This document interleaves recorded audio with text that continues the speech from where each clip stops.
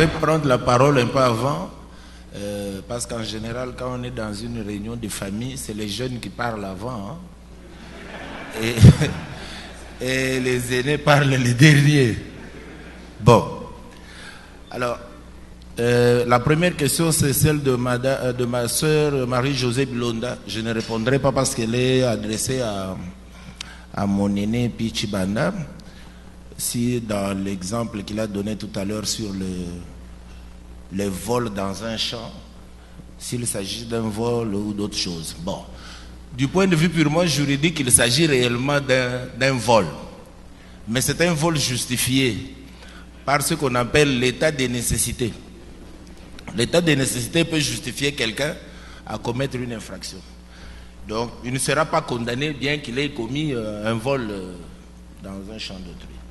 Ça, c'est le bon point de vue, mais peut-être qu'il donnera une autre explication. Alors, Jean-Marcel Kabeyamboui me demande que faire du point de vue législatif et administratif pour changer cette conception du village considéré comme une périphérie par rapport à un centre. La réponse à cette question induit la réponse à une autre. En réalité, il s'agit de la conception de l'État. L'État que nous avons en Afrique noire et principalement au Congo est un État né au XVIIIe siècle en Occident. Mais il est né comme arbitre des féodalités, c'est-à-dire des propriétaires terriens, de forces de production, devraient s'entendre pour qu'il n'y ait pas de conflit entre eux. Et donc l'État est venu comme le garant de forces de production. C'est un État capitaliste qui est né au XVIIIe siècle. C'est un État libéral. Libéral, ça veut dire qu'on laisse tout le monde penser ce qu'il veut, faire ce qu'il veut, entreprendre n'importe quoi. Donc c'est fondé sur l'autonomie de la volonté, de la pensée. Et donc tout ce qui va avec ces libertés, l'entreprendre, faire... Et donc l'État doit être là comme un gendarme qui organise la circulation des biens, des richesses et aussi l'expression des libertés individuelles. Telle est la conception occidentale de l'État. Mais c'est cet État arbitre, gendarme, qui arrive chez nous par la voie de la colonisation. Mais il vient se superposer sur un autre type d'État. Parce que ce qu'on a appelé le royaume et les empires, mon grand frère vous a parlé de Ilungambi, de tout ça, mais ce monsieur a créé un empire. L'empire, naturellement, en droit, se caractérise par le mode d'accession, c'est-à-dire la conquête. Il a créé un empire. Le royaume Congo, c'est l'hérédité, donc il y a un royaume. Mais toutes ces entités-là sont des États, au sens classique du terme, c'est-à-dire des entités politiques qui exercent un certain pouvoir sur une population donnée, sur un territoire donné. Donc ce sont des États. Et donc, le phénomène qu'on peut remarquer chez nous, c'est qu'il y a superposition d'un État de type occidental, de type libéral, de type marchand, on pourrait dire ça, sur un État créé localement, qui est après quelques siècles. Alors, de ce divorce, de cette superposition d'États, naît vraiment quelque chose d'assez bâtard. C'est ce que nous avons. Et vous l'avez dit vous-même, je crois que c'est la question qu'un de mes collègues m'a posée. Chaque fois que au Congo on nomme quelqu'un ou que quelqu'un est élu, il y a toujours un discours sous-entendu. Ce discours-là ne doit pas vous offusquer. Moi, je l'explique autrement. Il s'agit justement de la superposition des États et de leur légitimité. Alors, ce qu'on appelle le tribalisme, en réalité, c'est de la loyauté vis-à-vis d'un État précolonial. Et chaque fois qu'un individu gère l'État moderne, entre guillemets, l'État congolais, on veut toujours savoir à quel État ancien il appartenait. C'est le non-dit du discours. Mais ça apparaît dans la Constitution sur deux bouts de phrases. On vous dit il faut être congolais, il faut avoir tel âge, et on ajoute il faut tenir compte de la représentation provinciale. Dans les cas qui nous préoccupent, par exemple, je suis élu par mes pairs, juges, comme président. Mais tout d'un coup, surgit un problème. La loi sur la Cour constitutionnelle parle de la représentation provinciale. Je suis originaire de Ngandajika, donc je suis originaires de la province de Lomami, pas du Kasaï oriental. Mais quelqu'un me dit non, mais vous êtes tous de la même tribu. Vous voyez, une notion s'invite au débat. La Constitution parle de la représentation des provinces, alors que dans le fond du discours, les gens parlent de la représentation tribale, ethnique. Alors, j'appelle ça les tabous du constituant, c'est-à-dire des choses que le constituant ne veut pas dire, mais qui se posent comme problème. En d'autres termes, nous devons nous entendre sur comment organiser notre vouloir vivre ensemble. Alors, un de nos frères nous a posé la question, il dit, mais comment chaque fois, quel est le péché capital que le Moulouba aurait commis pour que chaque fois qu'il s'agit de lui, il y a toujours un tollé et tout ça. Bon, je n'ai pas de compétences psychologues, mon grand frère reviendra peut-être sur cela, mais je peux donner quelques éléments qui expliquent cela. C'est le fait, contrairement aux autres peuples du Congo que j'ai eu l'occasion de visiter, j'ai presque été partout, les Moulouba ont plutôt une capacité d'adaptation partout où ils arrivent. Je suis allé dans toutes les provinces du Congo, je les ai trouvés là-bas depuis 30-40 ans, ils sont intégrés. Alors, cette intégration n'a pas que des avantages. Quand quelqu'un a une très grande capacité d'adaptation, il est possible aussi que dans un moment de conflits sociaux dans l'endroit où il se trouve, il ait pris peut-être la position du dominateur ou dans la classe qui dirige ou qui domine.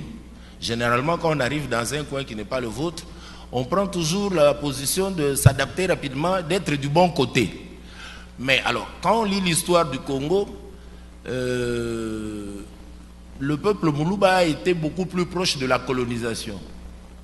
Et vous retrouvez qu'ils ont accompagné le colon, notamment en allant à l'école des colons. Les autres ont refusé d'y aller jusque dans les années 50, ils n'aimaient pas aller à l'école. Les écoles étaient par exemple, les pères jésuites ont créé de bonnes écoles dans le Bandundu, dans le Congo central, mais vous verrez que les Kassaïens quittaient le Kasaï, allaient très loin à pied, jusqu'à Maïdi pour étudier. Donc il y a eu une sorte d'adhésion rapide au schéma occidental. Ce qui crée nécessairement, à mon avis, qui crée nécessairement une sorte d'identité entre le colonisateur et les Moulouba. Comme il était une sorte de main avancée ou de porte-étendard de la civilisation occidentale. En voulant s'adapter, il s'est transformé, bien malgré lui, en colonisateur, sans le vouloir. Donc c'est peut-être une grille de lecture. Mais cette adaptation entraîne aussi le changement de classe sociale. Quand quelqu'un qui est avec vous accède à l'instruction, veut vivre comme les Blancs, il apparaît dans votre imaginaire comme étant un oppresseur. Est-ce que cela explique cette haine? Je ne suis pas psychologue une fois de plus, mais je pense que c'est une grille de lecture qui peut expliquer ce qui arrive. Alors vous me demandez si sur le plan législatif et administratif on peut changer quelque chose, mais oui. Mais je pense plutôt que notre vrai problème pour toute l'Afrique noire, c'est la conception de l'État.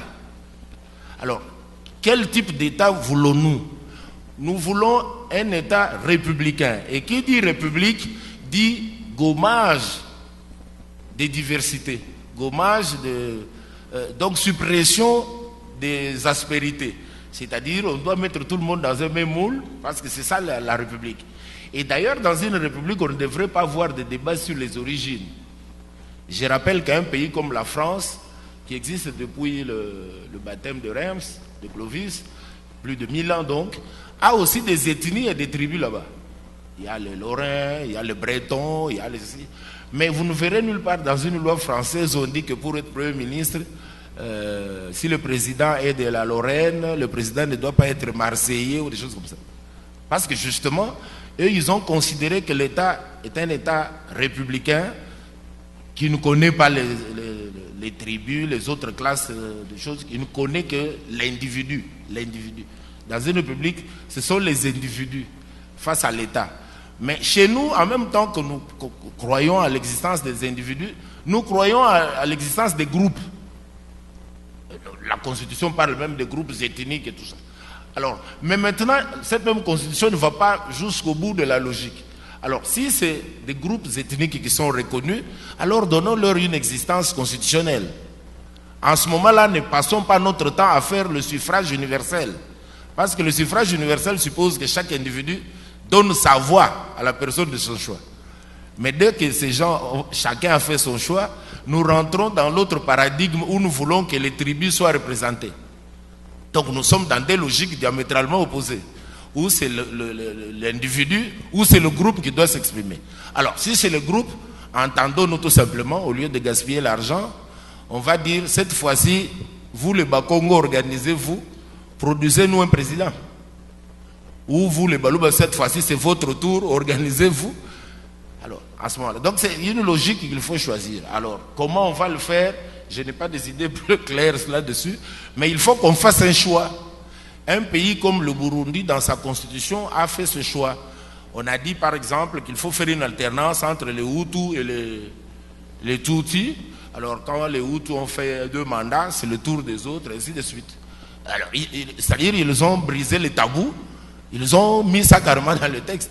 On dit, bon, si le président est Tutsi, le premier ministre doit être Hutu, le président de l'Assemblée nationale doit être ceci. Donc, on peut le dire aussi, pour éviter ces débats qui s'invitent tout le temps chez nous.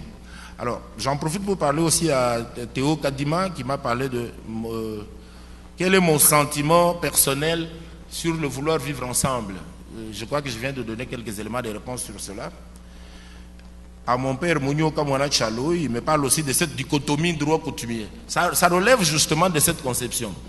L'arrivée de l'homme blanc chez nous n'a pas réussi à faire une assimilation de notre conception de la société avec la leur. Il n'y a pas eu symbiose. De sorte que nous sommes dans 2 logiques diamétralement opposées. Un exemple, vous prenez le code de la famille. Le code de la famille ne connaît que le mariage monogamique. On dit l'homme a une femme. Bon, c'est un souhait parce que le code de la famille relève du roi romano-germanique qui lui-même est influencé par une civilisation judéo-chrétienne. On ne conçoit qu'un homme, une femme, Adam, Ève et tout ça. C'est une conception mythologique, mais c'est ça, cette conception-là. Mais dans la conception bantoue de la vie, où on demande plutôt l'augmentation de la vie, nous sommes plutôt dans un schéma polygamique. Alors, mais comme la nature l'emporte toujours sur l'écrit, même ceux qui professent la polygamie, quand ils meurent, on découvre qu'ils avaient beaucoup d'enfants et beaucoup de mères. Alors, ils disent, il faut une sorte d'hypocrisie. Ils sont monogames sur papier, mais dans la réalité, ils sont polygames. Alors, ils reconnaissent les enfants, mais ils ne veulent pas parler de leur mère. En tout cas, pas officiellement. Donc, c'est cette nature de chauve-souris qui pose problème, justement, du droit africain. Donc, nous avons un droit qui ne résout pas nos problèmes. Mais puisque c'est à la fois un certificat de reconnaissabilité vis-à-vis de l'extérieur, on prend des lois qui doivent être reconnues par les Blancs. Les Blancs, quand ils lisent nos lois, ils disent, bon, je donne un exemple. Si quelqu'un étudie en Belgique, en Allemagne ou en France, s'il vient au Congo, en réalité, il n'est pas étonné par notre législation. Parce qu'il retrouve toutes les catégories de la pensée dans nos textes. C'est comme s'il était dans son propre pays. Alors qu'en principe, le même Français, quand il va en Chine, en Corée, il doit apprendre tout à zéro parce qu'il trouve qu'il y a d'autres catégories de pensée, d'autres concepts. Donc, nous avons un problème, un choix à faire.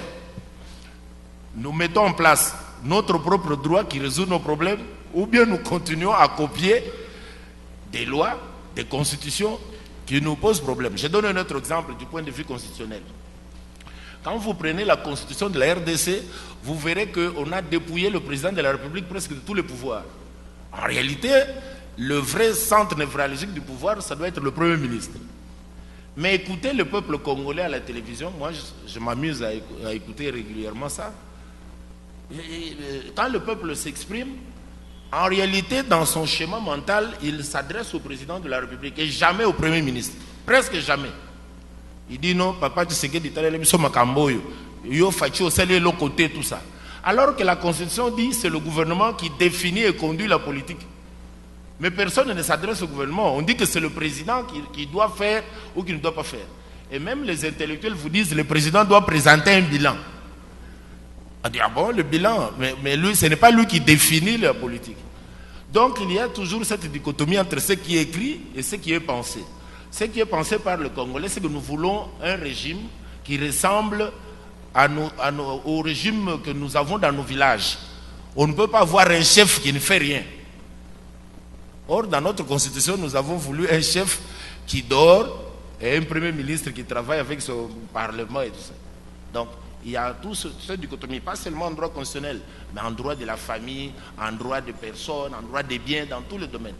Nous voulons à la fois être blanc et noir. Alors, conséquence, on est un peu chauve-souris, on ne sait pas exactement ce qu'on veut. Alors, Edouard Bakaji, quand lui, il a posé la question des juifs noirs d'Afrique, ça c'est pour mon grand frère, il y répondra. Bon, mais je pense qu'il s'agit d'un mythe. Hein, être juif, entre nous et juifs, je ne vois pas un grand rapport. Alors, qu'y a-t-il de mauvais dans la culture Louba? Bon, mon grand frère répondra. Madame Germaine Toumba me demande de faire une synthèse du village colonial et post-colonial. Madame, il n'y a pas de synthèse à faire, leur nature juridique étant restée totalement la même. Et leur utilité économique étant restée la même. Je vous ai dit du point de vue juridique, c'est resté toujours des circonscriptions administratives, c'est-à-dire des entités non pourvues de la personnalité juridique. Donc, ne pouvant pas avoir un patrimoine propre, ne pouvant pas avoir des structures propres pouvant les gérer. Donc, les statuts, il est resté le même. Et c'est la même question pour M. Kazadi Kaboulou, Pascal, c'est la même chose à l'État indépendant du Congo en 1900 et jusqu'à 1960. Jusqu'à ce jour, le village a gardé le même statut juridique. Et enfin, il me demande quelle est la nature de la ville. Oui, par contre, en 2006, la ville a une nature juridique différente. La ville est une entité territoriale décentralisée.